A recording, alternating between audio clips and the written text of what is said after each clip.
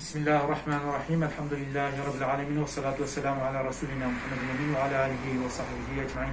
Evet kıymetli kardeşlerimiz, Mardin Umut Kervanı olarak diğer çalışmayı icra etmek üzere burada bulunmaktayız. Öncelikle Mevlid Kandilimizin hayırlara vesile olmasını istiyoruz. Kandilinizi kutluyoruz. Allah'ın izniyle kandil münasebetiyle yetim ve muhtaç kardeşlerimize alışveriş kartlarını dağıtacağız.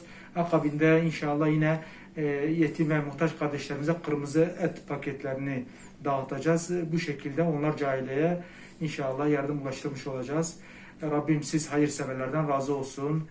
Tekrar kandiliniz mübarek olsun. Esselamu Aleyküm ve Rahmetullahi ve Berekatuhu.